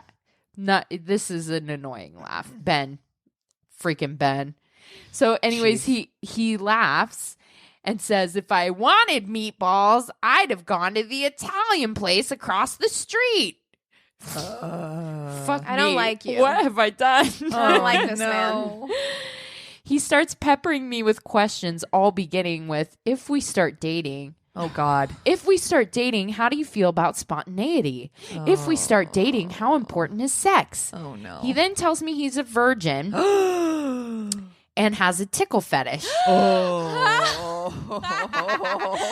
And with that laugh, motherfucker, you ain't got no tickle measure on me. No. Okay. All right. Never mind. Go ahead. He A lot keeps- to unpack. My mind is going in many different places. He then starts talking about his family, which natural segue from talking about Tickle sex fetish. and a tickle fetish to start talking about your My family. parents, yeah. So weird. And then crying about his grandmother who died when he was 8. Wait, what? Yeah, he's Oh, no. sobbing. Somehow I survived dinner. Oh, my God. This guy's all over the fucking place. This is so much to unpack. I'm just like, I don't even know where to begin I with this know. because, okay, there are a few things. So this is topical because this episode will be coming out the day after The Bachelor wraps up. And this, I don't watch this The Bachelor. I work on that show at work. Oh. But this Bachelor is didn't a he just virgin. hop a fence? He too? straight up He straight up flipped out. And I have to say, Did he when really? he hopped that fence, I was actually kind of impressed because that motherfucker like sped walked to the fence, didn't even slow down. He was like a Terminator. He didn't even slow down, just popped right up over it, and it was like a gate to that escape a opens. date? No, I don't know if we want to get into this, but yeah, he wanted to be with this girl, And this girl was laid like, it all out on the line for her and was like, "We don't have to get engaged at the end of this. I don't want to take this any faster than you want to." And she rejected him basically and was like, "I don't." He was like, He's like, "I'm done." Boing. He like hopped pushed the the fence. camera out of the way. He's like, "I'm done. I don't want to do this show anymore," and like left, like walked off. But anyway, he's a virgin, and there were girls on the show who were like, there was a girl on the show who was like, I liked that he was a virgin. It like turned me on. Like it was a challenge to me. And I'm like, who the 0% fuck interest. wants to break a guy in? No. Like, No. why? And if you do, I mean, is that weird? look, there's a Isn't dog that for every weird? Beth. There's people who are No, being with someone who's a virgin that you're okay with them being a virgin is one thing, and being like Yeah. that's fine because this is just where our life. It you're feels at in very life. fetishy to like It's- throw somebody on The Bachelor who's a virgin and then grab And then women who put are like, some- I'm into that. There was like just Yeah. one woman. It's very but fetishy. There was just one woman, but yeah, that's what it felt like to me. Yeah. Like, who wants to like break in? Like, what that if that happens, it happens. But if that's your It feels like it's being goal, fetishized, the it's fact that fucking he's a virgin. weird, That's right? weird to me. And then the tickle fetish again. Do you? But ever Yeah. since I saw that tickle documentary on HBO, I'm like, I don't wait, know, man. what? What? There's What? a documentary you have not seen. What? I know. It's called Tickled Nope. on HBO. Wait, did I no, miss it this? sounds funny, but it's not funny. That shit Also- takes a turn. Really? Watch it, yeah. I feel like there's like episodes of like what was the real sex where they would do like bizarre like fetish thing. Well, not bizarre, but like fetish things that Right. were like tickle fetish, balloon Yeah. fetish. Yeah, yeah. I had to fast forward through that one. Surprised you even put it on at all. Oh, I love Real Sex. I loved that show. Oh, but yeah. But the balloon fetish, I was like, fast forward. Oh. All right. Well, yeah, she's somehow still on this date because we've talked about, dude, that's the thing. Getting out of a bad date and trying to do it as gracefully as possible is Yeah. something that I'm still learning. No, I know myself, It's and so I know hard. I would sit through. Oh yeah. I would just sit I through it. immediately knew on that one a couple weeks ago with Dude Face that was like switcheroo on his photos. I Yeah. was like, that's a hard pass for me. And you I still suffer hard through it. pass. Suffered through one drink. It was like the longest, like 40 minutes of my life. Totally reminds me of a show that I totally watch, which I think that we should probably do some Patreon content for, which is that dating show that's on Netflix. There's a girl on there who went on a date and like all of the shows up until then, she was like on a date with this guy, and she's like, yeah, this is clearly not going to work out. She's like, you know what? I suddenly have a headache. And she's like, fucking noped right the fuck out. I was like, yeah, girl, good for you. I need this to get is going there. nowhere. I need to get there in It was my good. life because your time is worth something. Yeah. And you're clearly like, you're wasting your time. I've wasted so much time being polite. Yeah. Because I just don't ever want to, I'm so empathetic that like, I don't want to hurt the other person's feelings. Right. I put myself in their shoes immediately, but it's your life that you're wasting. Yeah. You're wasting hours of your fucking life. Yeah. Yeah. So she somehow gets back to her place. This is like 2002 before anyone had cell phones. So he has to come in and call his dad. Oh my fucking God. I offer to just drop him off, but he says his dad is at his grandpa's and he doesn't have a house key and that his dad prefers to drive him. I say, fine, but keep your hands to yourself. Don't touch anything. I'm assuming that she's including herself yeah. first Amen. and foremost. Yeah. And once you get a hold of your dad, wait outside. All right, I love it that she's reached her threshold. She's like, this is I'm fucking gonna it, sit through motherfucker. your fucking dumb stories and your crying and your dumb dinner jokes. She's like, but that's like it, though. once we're done, we're fucking done. fucking Get the done. fuck out of my house. Wait outside. On the drive back to my place, he tells me, I always told myself I would wait a minimum of 1 year before considering sex with my girlfriend. But if we start dating, his favorite Jesus, phrase, seriously? I may drop it to 6 months because we're both older. How do you feel about that? And if you ever stay over, know I have a picture of my grandma on my dresser. I won't take it down, but I will turn it around when we have sex like I always do when I masturbate. I need to leave. I think we have to get out of here.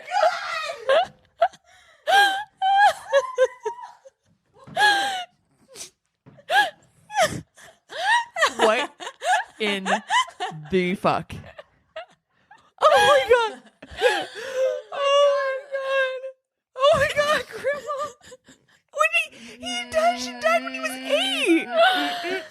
Oh no! Oh no! She says I have to be on camera. This has to be a joke. Yes! Where the fuck is Ashton Kutcher right now? I need to know. Then this one's for you, Keegan. Oh, Uh-oh. no. Oh no. We get to my place. He comes in, calls his dad, and while he's on the phone, my cat comes into the room. I pick him up, kiss him on top of the head, and say, I'll feed him in a minute. Ben says, This motherfucker, I feel it already. I know. I'm about to be so There's mad. fire in your eyes. Ben says, have any men ever been intimidated by your relationship with your cat? Because that just made me really Get uncomfortable. the fuck out of my fucking That house. made you uncomfortable? That made you Well, uncomfortable. listen, your relationship with your not- dead grandma Yeah, makes me me uncomfortable, uncomfortable. dude. Thank you. What the fuck? Oh my god, I'm about to make this man so uncomfortable because Oh, I love no. my cats so So hard, much. and this is their house, so you can get Yeah. the fuck out of it. Bye-bye. I told They you to live wait here. outside. Yeah. My cats live here. Sir, I told you to wait outside. Yeah. Thank you. What's your dad's number? I'll call him. You can You wait can wait outside. Yeah. Thanks. Thank you. She ends it with saying, I've spent the last 20 years convinced I was being pranked. Oh That's God, some fucking shit. I'm not sure that you weren't. Yeah. That's insane. crazy. Who the That's fuck insane. says that? Who the fuck says like I'm if we start intimidated. dating, I'll turn my grandma's picture No. around like I do when I masturbate. Oh my God. On a first date. I'm cringing. Oh my God, I can't wait for Chris to hear this story. I am so grossed I feel out. like he will fucking. I'm grossed out on every level. Oh my God. And then to give her shit about like, Her relationship with relationship with her her pets? Like what? Oh, no. What has any guy ever been intimidated by your relationship with your cat? No, because if No, they 'cause are, they it's can normal. GTFO. Like what? yeah, exactly. What? Oy Oh my vey. God. I feel like This the is a- past couple of I stories. feel like I'm in a I'm glass case on- of emotions this I know. episode. It's a roller coaster. It's been a real It's a roller roller coaster. I'm coaster. at a 10.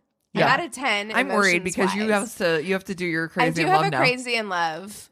Okay, so we had some time to cool off. Yes. We're back. We're back. Feeling more centered after Yes. that roller coaster ride that was Roller coaster. stories. This one's also a little bananas. And I was trying to figure out what I wanted to do. And I remembered that I saw this Dateline. It's fairly recent. This Dateline came out last year. And I had seen it before this because the story was kind of like, it kind of went a little bit viral on social media. I'd seen it in some groups I was in. And I chose it not only because it's a good crazy in love story, but also because I was like, Christina's gonna enjoy this. I love me some Datelines. Because it's a high school story. Yes. All right. Yes. Okay, so Emma Walker, she's 16. She is a cheerleader at this high school on the outskirts of Knoxville, Tennessee, Knoxville, Tennessee area. Did everyone love her? Everyone loved her. Oh my God. Fucking, How'd yes. you know? Birds sang State around her. Fucking, she was friends with squirrels. This is this girl. And she looks like a Disney princess. Like, she's very, like, blonde, blue-eyed, big eyes, very bubbly. Like, something that's kind of heartbreaking about, you know, as someone who grew up on Dateline and watched them in the early 90s and has watched them kind of progress, something that's sad about watching newer Datelines is that you can see Snapchat videos of this girl, social media pictures, and you can really see how bubbly of a teenager she was. Right. Like, you know, she's doing dumb things with her friends, singing to the camera. Something ever happens to me, bananas, y'all better tell the truth about me on Dateline. That's like the real deal. But I though. actually like you, so I it know. would be But, like that for I'm me. not bubbly, and not everyone likes me. You have to be like, Not just everyone don't like likes you. Not everyone likes anyone. I That's know. just the truth. But like, I think they're asking friends, and all of our friends would say like, Christina was the best. Yeah, like, she was amazing. You know, that's she why was it's such like a good that. heart. She was so sweet. She'd do anything for you. Which is true. She'd give you the shirt off her back. But that's you all know? true. dude, we should do Datelines for for each Patreon. other's. For Patreon. what are Datelines? would be? Become a patron so Dateline you can hear that description. shit. Yeah. Yes. You can hear our Dateline Dateline descriptions. So she was a cheerleader since she was in freshman year of high school. She was an honor roll student. She volunteered at an animal shelter. She had plans, like real plans in place to be a neonatal nurse. Like that's what she wanted to do. She wanted to be a nurse for babies. So all of these things, I know it's very typical, like Dateline-y. But she was a great person. But it does seem like she was actually a good person for the most part, you know? I mean, she was a 16-year-old girl. I'm sure she did shit, but like, But yeah, I mean, for the most part. Yeah. So when she's 14, so her freshman year, she starts dating a 16-year-old football star named Riley. I don't like him already. Already, you're like, fucking Riley. Well, you're just like her parents, because her parents did not approve of this relationship. For instance, like whenever they started kind of talking when she was a freshman and he was a junior, he was dating another girl. He told her that he left this girl to be with her, and whether he did or not is kind of unclear. But what is clear is that he stuck to his promise. He was like, when prom came around and he was dating Emma, he was like, I had promised already to take this other girl to prom. So I'm going to take her to prom, even though I'm dating you, and then I will take you to prom my senior year. And Emma, she's a freshman in high school. She likes this boy. Dude, this boy is also a boy. He's 16. Right. Yeah. And so a 16-year-old boy, I mean, yeah. no shame, but You're a boy. I mean, you're a boy. You're a dummy. You're yeah. a boy. So You're she a dummy. kind of looked past it and was just like, yeah, it's fine. Yeah. And they continued their relationship. So it's not until Riley goes to college. So they've been dating for roughly like 2 years. It's been kind of on again, not on again, off again, but a little tumultuous in the way that like any high school relationship can be. Right. But once he goes to college, she sees that he starts Snapchatting, putting up snaps, which is like the dumbest thing you can do. What's wrong with kids and social media? It's insane. Do you guys have Kids these Snapchat? days. Yeah. I re-uploaded But I never it because do I wanted to check it out, but no one's on it. It's like, it's dead. Oh, Yeah. shit. I don't. So yeah, I don't use it. You might as well just use Instagram stories. Yeah. Exactly. But this was probably in Snapchat's prime, so like 2015, 2016. Right. So she sees that he's uploading a lot of snaps at college with girls, and she's like, you know what? I don't fucking need this. So goodbye. Nice. And she breaks up with him. So the parents are super relieved that they've broken up. They said that them being in this relationship caused a lot of friction in their family, and they felt that that friction was kind of like lifting. She was engaging a lot more with the family. The dad says that one day they like went out to go get ice cream together. They had a good day together, and then she wanted to go home and go to bed early because she had like an early morning at school. So she goes to bed. Then in the middle of the night, they're all asleep. The dad wakes up, and he said he woke up to some sounds that sounded like a door slamming really hard. So he thought that somebody was in the house. I know this story. Yeah. I know this story now. Yeah. Yeah. So he thought someone was in the house. Yeah. He hears this sound twice, like Yep. what sounds like a door slamming. So he gets up to go investigate who's in the house. He opens the door to Emma's bedroom. He looks at her for like a solid 30 seconds, a minute. Yeah. Sees her in the bed. She's sleeping. Mm-hmm. Looks in on his son. He's sleeping. He goes, checks the doors and windows. He's like, okay, I must have Dreamt this or been something. Yeah. dreaming this or something. It's fine. So he goes back to bed. The next morning, the mom goes to wake up Emma to go to school. Can't wake her up. Can't wake her up. Checks her pulse. She doesn't have a pulse. No. It looks like she's sleeping, so she doesn't understand what happened. She calls the cops. You can hear the 911 on the Dateline. She's freaking out because she's like, my daughter doesn't have a pulse. She's dead in the bed. I don't know what happened. Oh, no. So they come out, and there's wild speculation about what happened here. People are saying maybe she killed herself, like took poison, Right. because there's a little bit of blood on the pillow, like a very small amount, like maybe she took something and then like spit it blood up. Yeah. Yeah, or so that's something. what's going across like all the social media and stuff like that everyone with in her school friends. is kind of throwing that around, which her friends are like, there's no way that Emma would have done that. Like, there's no way that she would have killed herself. This is just There's not no way. plausible. Yeah. It's not until, I don't know who showed up, whether it be the medical examiner or another detective. Somebody showed up to the house and was examining her bed and noticed a very small hole. So like her bed is here. There's a hole like maybe 7 inches above where her bed is at. So like right where her head would be if she was laying down. It's a In the very, wall. very small hole in the wall. Oh, no. It's a bullet hole. So they find a bullet in her head. Oh, no. She was shot Yeah. in the head, and the way that it lodged, it just didn't cause I'm guessing the wall slowed the bullet down just enough that like it didn't like go through her Yeah. or cause anything that would have been noticeable It was immediately. small enough caliber too, where it was like big enough to kill her, but not big enough to like cause the amount of like blood or damage. Oh, Yes. shit. Yeah. So, obviously now they're having to completely change their investigation, and Yeah. they're like, this is now a murder investigation. Yeah. And like what the dad, it's so interesting to watch him talk, because he's like, I was very freaked out because it didn't sound like a gunshot. Like I didn't like it was a gunshot. There were 2 gunshots. Wow. And it didn't sound like it. Do you think it So- was like a silencer or something on it that made it sound like more like a door slam or? Well, I don't know. I don't think so. So there was a hole in that wall that killed her, and then they found another hole in another wall. So there So were this came 2 from shots outside? This came outside from the house. Outside the house. Through Holy the wall. shit. Mhm. Yeah. Literally So- like the perfect shot too. Like Yeah. kill shot Holy yes, just right in shit. her head, in like her just right freaking head. Like when she's laying down. yeah, in her bed. Mm-hmm. Dude, that's Yeah. fucked. Yeah. It's bananas, right? Shit. So in the weeks before I Emma's love this. I I knew you would like this one.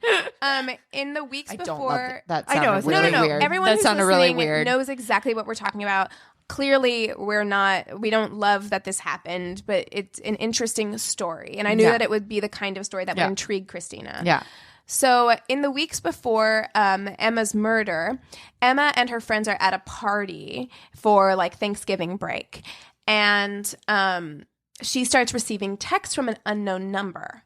she's receiving these texts and they're saying things like, Riley has been kidnapped. We have somebody that you love, like, et cetera, et cetera. She gets a phone call from Riley while she's at this party. He's screaming. He's, saying like, help me, like, Emma, help me. Like he's terrified, right? Wrong number. Who dis? And so she goes outside and a little while later and they find Riley outside and he's acting kind of like hysterical, but she is pissed because she is like, this is bullshit. You're fucking making this up to try and like get my attention. And all of her friends are feeling the same way. Like they're all just like, this is so far-fetched that this could have happened. Yeah. But the next day, Emma comes home. Her house, there's no one in her house. Her parents aren't there. Her brother's not there. She gets there, and there's somebody in the driveway of her house dressed in all black pants, black hoodie, black sunglasses. And so she pulls into her garage, shuts the garage, goes into the house because she's like, trying to get away from this person who's outside of her house. Yeah. So she goes inside. This person dressed in all black comes up to the door, starts banging on the door. And like demanding to be let in or whatever. No, sir. No. We have to keep in mind that Emma is 16. So Emma does not what 28-year-old Keegan would do. She, instead of calling the police, she calls her ex-boyfriend Riley, and she texts him and says, because she's mad at him about like what he did, so she texts him and says, I hate you, but I need you right now. And then like FaceTime calls him, and she's like hysterical and is like, there's somebody and then outside the phone my house. Rings. Out on the outside of the door.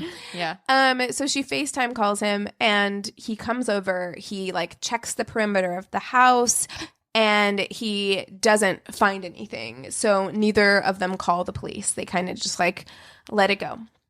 So the police, when they're looking through security camera footage of the neighborhood after Emma's death, find video of the man in black who's like pacing through the neighborhood outside of Emma's house, et cetera, et cetera. So they bring Riley in, and he is sticking to his story on this kidnapping. He details it. He says it was very scary. He was traumatized. He says that the two men picked him up in a van and asked who he wanted to talk to for the last time. And so that's why he called Emma, because he's like, that's who I wanted to talk to. And he thinks that the same people who are behind his kidnapping are the ones, is the person who is the man in black who was harassing Emma and could potentially be the person who's behind her death. So, dude, I don't believe it's most convoluted. I mean, come on. Yes. So he says that night after he checked in on Emma, after the man in black scare, he talked to her. He wanted to get back together with her, and she reiterated to him that like she cared about him, she loved him as a person, but she had no interest in reestablishing their relationship. Right. And he says that he was so upset by that he spent the entire night at his campus at school, like looking at old pictures of them together and like crying, and he was there all night. It's that night that Emma died. Right. So, after Emma dies, Riley blows the fuck up on social media. He is posting constantly about how much he misses her and loved her just all the time. When he starts doing these things, the friends start kind of like coming out and talking about like what their relationship was like. And they say that Riley, when they were together for those 2 years, was extremely controlling. He would text her 40 to 100 times if she was out without him, and call her 20 to 30 times. Like if she was with her friends, like not even with like guys, like if she was with her friends, he would call and text her constantly. What are you doing? Where are you? Call me all the time. So he's just highly anxiety from like a lot of texts. Like I have all of our group chats on mute. Yeah. Sometimes I have to do that. Yeah. Well, I told you I from turned my work. phone off at Yeah. work. I turned my phone off because I was like, sometimes this is too many. You'll look away for 5 minutes. There was one time I swear to God, it was 5 minutes and there was like 63 texts. Oh, yeah. And I was like, easily. And it's my God. And that's crazy. And as a high school girl, you know, your feelings are so complicated, right? Because you're like so this guy, emotional, like and you want him to like you, and you don't really understand what's normal and not normal. You know, I am so glad I'm not a teenager right now. Oh my God, Jesus. yeah. So he also tried to drive a wedge between her family and him. So it's a lot of like Typical. emotional abuse. Yep. Again, like it's a lot of like trying to isolate her, telling her that her family didn't care about her, like her brother didn't care about her. Her family was hyper protective of both of their kids, and which I don't know if this is right or wrong because I don't have kids in this day and age, and I don't know if there's like a real answer to this, but they did keep track of their kids' phones and text messages. They had access to those things. And I absolutely think that you should do that in this day and age. Are you kidding It's me? hard to know because as a teenager, You do to need me, your it would have been like privacy, someone but reading you my should diary. I wouldn't have. I wouldn't have been receptive to that. But in this day and age, also, like, I don't know. I was raised kind of 1 foot in and 1 foot out of this that's technological the thing, age. is that it's the same. It is the same as a diary, and it's like at the end of the day, like, of course, you're going to give your kid. You should give them, I think, the benefit of the doubt and their privacy. But if you notice red flags because you're an adult and you know what red flags are, you should be able to have access to that to see, like, who the fuck you need to kill to protect your fucking kid. You know what I mean? And they said, like, they never said that they actually, like, went through. They didn't go into that they, like, went through them. But they did say they had access to them and that they had a thing on her car, like, so that they would know, like, where she was if like they a needed tracker to find her. Yeah. There's a really great Black Mirror episode directed by Jodie Foster. That was such a good about one. Privacy with kids. Yeah, and I don't know too. where I land on that. I'm not a parent. I don't know where I land. I think it's a lot of like gray area. It is a lot of gray area in that regard because I really cherish that my parents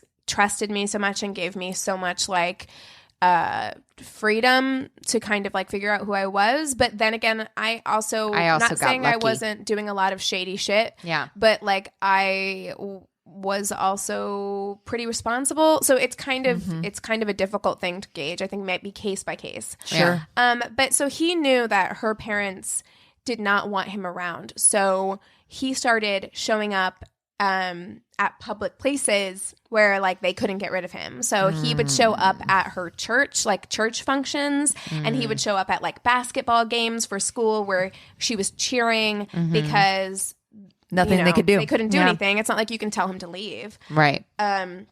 So when Emma officially broke up with him, his friends were like, yeah, I've never seen him like in such a dark place. Like they were worried about his mental health because he was so wrapped up in being with her that he was a mess. So all of this is to say that he was highly emotionally abusive to her.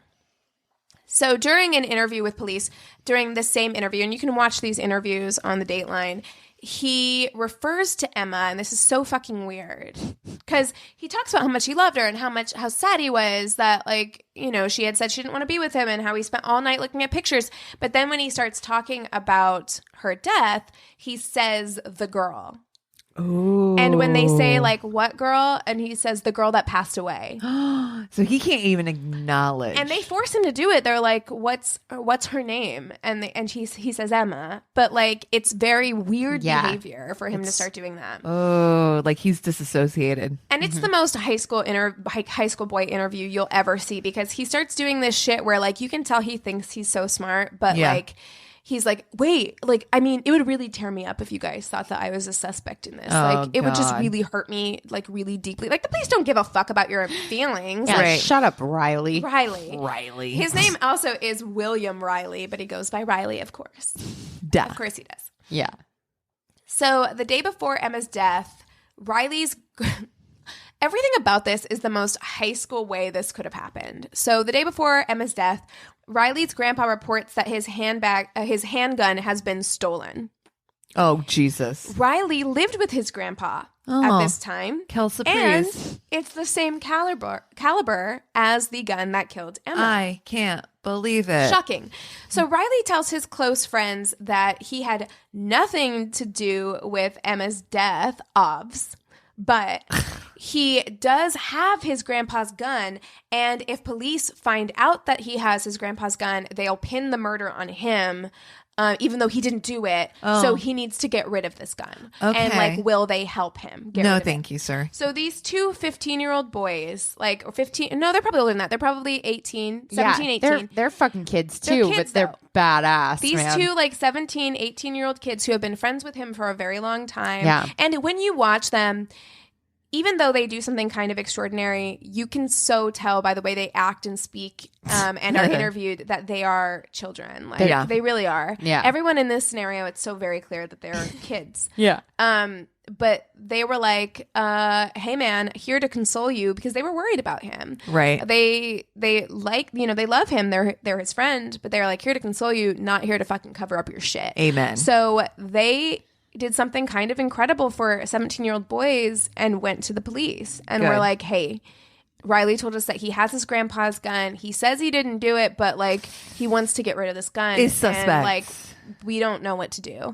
So the police are like, hey, if you're down, we're down. Let's do this thing where we wire you up, we wire your car up, we give you a hidden camera. You go and tell him that you want to help him get rid of the gun. As soon as you see the gun, we have a special keyword that you can text us. We will be monitoring the video feed, the audio feed, and following you guys. So just tell him that you're ready to like do this thing with him, and we'll get him this way. So they were like, okay. Like these kids were like, okay, like, And let's you do get this. to watch the video Yes. on this Dateline Dude. episode, and it is fucking riveting because they're Yes. like so broed out. Oh, they're 'Cause so broed out. high school Yes. bros. So high school bros. Dude. It's But worth you're like, watching. dude, one of you guys murdered somebody, and it's weird. It's so fucking it's so weird. weird because Whoa. like so like what they did was they wired the car that they were driving in. They wired one of the guy's jackets, and he's so high school because he says yeah, it really sucked because like I couldn't take my jacket off the whole night. Oh like he's my such God. a teenage boy, you know. The high school problems. Yeah. And so like they wired his jacket, they wired the car, and then they gave one of the guys a key fob like for a car, but it had a camera in it. So they like angled this key fob on the coffee table when they were talking to him so you could see him. And like you can see the video of it. So they go to get the gun. So they sit and they talk for a while, and that's the video that you can see where Riley is like, my life is like totally in your hands. Like they think I've done this thing. Like I just need to get rid of the gun. And you hear these kids ask him like, why don't you just go to the police? Like, why don't you just give them your gun? And he's like, and he doesn't give them an explanation. This guy is so dumb. He's like, I just need to get rid of it. Like I just need to get rid of it. Like he doesn't give them any real explanation.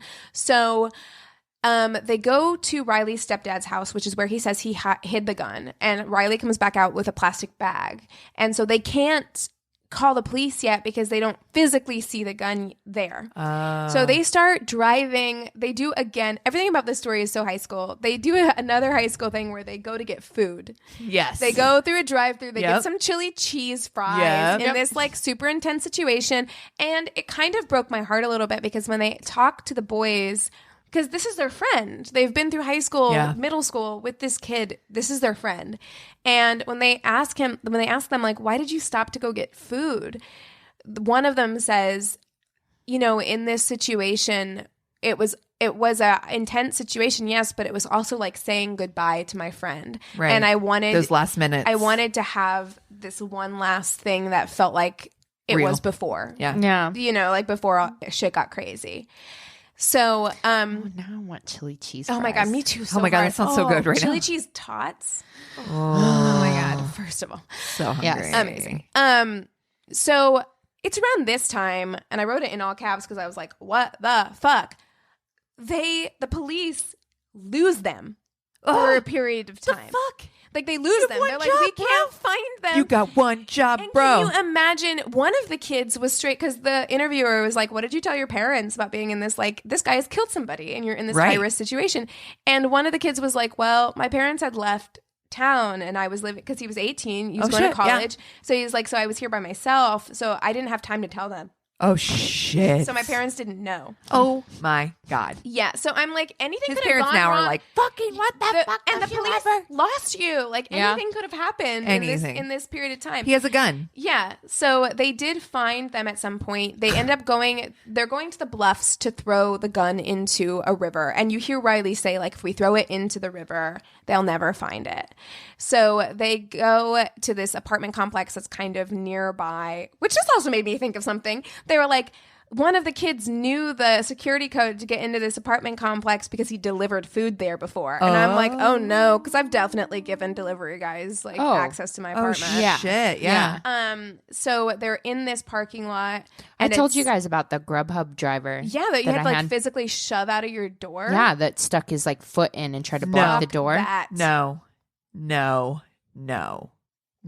So something to keep in mind, you guys. Like, Oh fucking my God. the kid who knew the code wasn't one of like the bad kids. Yeah. But you don't fucking know that. Exactly. We So invite true. so many more strangers into our lives Mm-hmm, than absolutely. we ever have. Absolutely. that's We so get true. into cars with Yeah. strangers Yeah, to drive Ubers, us when we're for sure. drunk home from the bar. Which, here's a hot tip. I don't know if I've ever said this on this podcast before, but I've definitely shared this with people in my life. Like, I always, if I'm getting into an Uber or Lyft, I always screenshot the guy's picture, name, Yep. license plate, and I send it to either Anthony I do the same thing. or to Amy. I send it to people because I'm I like, never do that. You should And do I'm that. going- yeah. because- Every week. and I always- twice and a week. I do that to Chris. I joke about it, but I always text. Always do it. If I get murdered, this is who did it. Like, it's a joke, but it's also like, you know, Yeah. you just This know is that. who I was with. This Yeah. is who I was with. Okay, so they're in this apartment complex, and it's at this point that Riley takes the gun out. He takes the gun out of the bag, and so they text the like keyword to the cops to come. Like elephant. Exactly. Elephant. Exclamation. And so they can see that the cops are like outside of the gate. But a minute goes by. 2 minutes go by. The cops haven't swarmed in yet. They haven't done anything. These Are they kids stuck are like, by the gate? These kids are like, I don't know what to do. So at one point, one of the kids actually takes the gun. You can hear the audio. He takes the gun out of Riley's hands and is like, whoa, this is a real gun. And I think maybe he thought he was disarming him by like being like, at least I can hold the gun and it'll be in Right, my, right, right, in right. my. Right. Yeah. But Like, then let me he hold that says- for you, bro. Yeah, Yeah. And he's like holding it and weighing it and like, wow, it's a real gun. And he says that Riley snatched the gun out of his hands so fast that it actually scared him. Like, and then they were scared because they're in a car Oh, with their shit. friend, but their friend who has murdered someone. Right. So my God. it's like, I think like 3 or 4 minutes go by before the cops finally swoop in, and they Jesus. swoop in like full force, and Riley had no fucking clue. Oh, thank God. But he also has a fucking gun in his hands. So Yes. So they arrest him. They charge him with first-degree murder. He pleads not guilty. A year and a half later, the trial begins. So the prosecution has basically, they think that the hardest thing that they're going to have to do is come up with why Riley would be there or put him in this place. So that's what they've been focusing their whole argument on. Right. His defense comes out and surprises them completely by saying, we admit he was there. We admit he shot the gun, but he never meant to kill her. He basically... It's outside the house. And it was like, how, I mean, Wow. even knowing Flukish. the layout, Yeah. Right. It's The- fluke. difficulty to land the shot that he landed. Right. It was Yeah. literally Which like, makes sense. Like, it makes sense to me that, like, maybe he didn't mean to kill her, but he did. but he did. And their defense, and this is why it was all over social media and all over the place, is because his defense was he was trying to scare her. It's a white knight defense. He was trying to scare her so then he could swoop in and be her white knight and be the person who she called to comfort her because she was so scared. Which I actually, if I'm honest, I was Kind like, of believe it. I kinda kind of believe it, actually too. believe it. I I kind of believe that's the fucking truth. I kind of believe Yeah. it too. The defense or the prosecution came out and said like, yes, but like, and this is valid.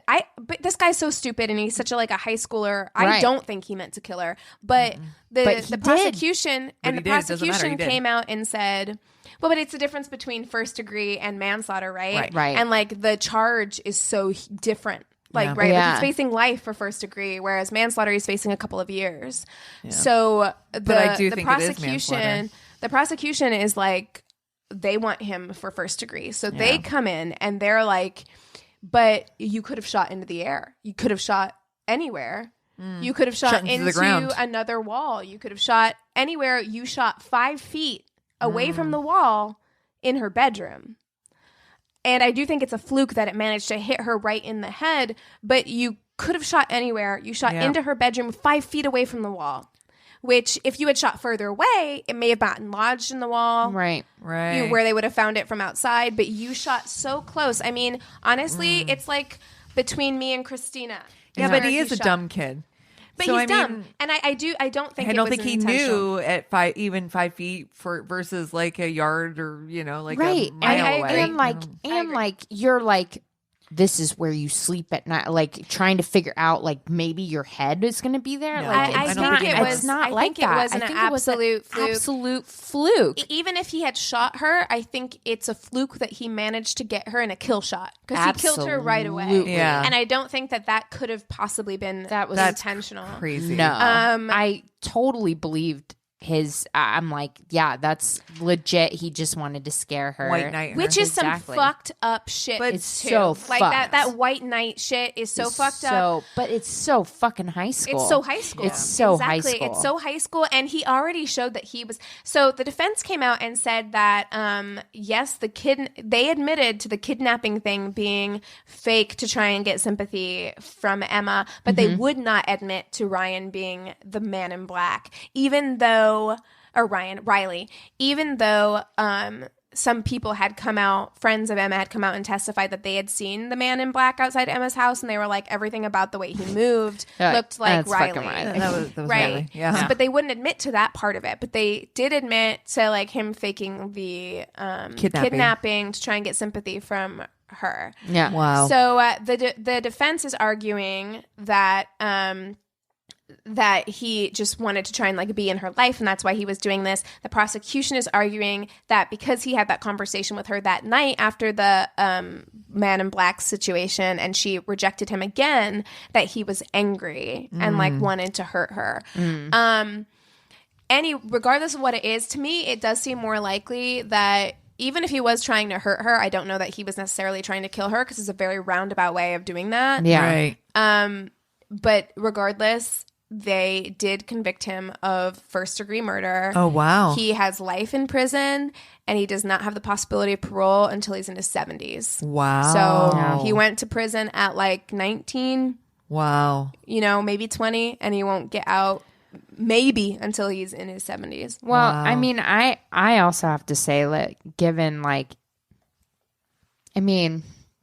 his behavior in the relationship and the kind of traits that he was showing, the controlling and all of that, I don't know.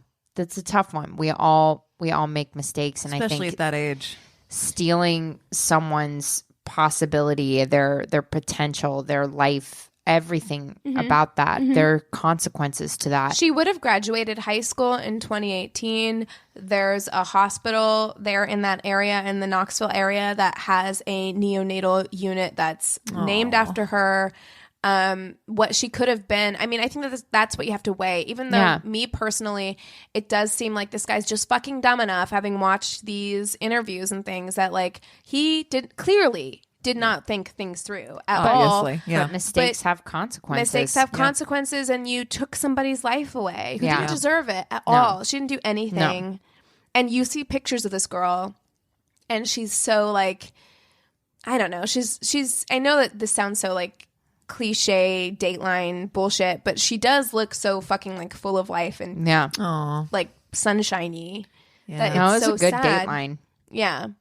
So I think that Dateline is called Noises in the Night. You can find it on YouTube or like wherever. But Dude, that's all my YouTube is, because you can get YouTube on Roku. So I open up my YouTube and it's me like too. recommended videos, Yes. and they're all like Dateline, 48 Hours Mystery, 2020, like In Cold Blood, like all that first line. So I'm But like, I thought I it was cannot put YouTube on in front of like anybody that I don't you can really put it know. on in front of me. Same. But I thought it was a good Crazy in Love because everything about it is so like it could have been any of us. Oh yeah. And who knows, like, yes, his behavior was fucked up. Right. But who knows, with some distance and perspective, who he would have been as a person. Right. Like, because people are so fucking like weird and they don't understand how relationships work in high school. You're and a kid. Yeah. You're a kid and you like just He's don't like, get I'm it. just going to scare her. And then she'll like and come then she'll back want to be me. and it's such flawed And it logic. just It's such literally- flawed logic. But you know what? It worked when he was the man in black and he did that thing. It worked. Right. It did she work. called Yeah. him. She did call Yeah. him. You know, so I'm not like, whoa, I don't want this to sound at all in any way like I'm excusing his No, behavior. no, I'm on his no. side in any way. Like, No. actions have consequences and she's the victim in this situation and her poor fucking parents and brother. Yeah, but do I feel like it was premeditated? And if I was a juror, I'm looking at this like, was this first degree murder premeditated or was this a manslaughter? It's hard to dismiss the idea that he legitimately, and from the outside, regardless of how many feet away, he's obviously not experienced with guns. He has no experience. Right. I don't think in any Right. fucking stretch of the imagination did he really think that he was going to actually kill her. No, I also, having watched the thing, I did not believe I for a agree. second that his motive was I to agree. kill her. I He think his did. motive was to scare her. He did. Yeah, and right. I- Again, and I think- consequences have and I actions. think also, and- like, but not it- to excuse. Yeah. It lends itself to a bigger conversation of like this white knight Yeah. situation. I'm going to come in and save the day. Like, we need to have a fucking talk about that. Like, Yeah. I wanted to be her hero. I wanted to scare her into loving me. Like, all of that is so toxic and fucked up. Oh my Like, God. that we Yes. need to talk about that too. Like, Yeah. Ugh. you know, but yeah. I don't need saving. Yeah, I'm not I'm a all fucking good. damsel in distress. I'm not a fucking victim. I don't Right. need you to mansplain. I don't need you to fix me. I don't need any of that fucking shit. Right. Leave it behind. Yeah. Hashtag 2019. New Year's resolutions. Exactly. Oh, such a good story. Thank you. This is a I know. It's a heavy episode, Wild kind ride. of. I know. wild ride. Well, if you've got stories, if you've got crazy in loves, if you've got fuck, marry, kills, suggestions, or just want to reach out and say hi, make sure to hit us up on our website, myworstdatepodcast.com. We're always looking to chat. Yeah, So- get us on the that contact us page. We do get those submissions. Yeah. So if you don't want to email us directly at myworstdatepodcast@gmail.com, you can find everything you need on our website. So Yeah. one-stop shop. That's what it's there for. Yeah. And even if you got short stories, we do that a shorties episode once a month. We've even considered, we've had a lot of people reaching out asking us to do bi-monthly, so we're talking about it. So yeah, reach out and let us know if we should do one more episode a month. Yeah. Yeah, another let us know shorty. what you think. So yeah, Well, that's about it. yeah. Thanks so Got much, you anything guys. else? Yeah. See you next time. Cheers. This is a Glass Box Media Podcast.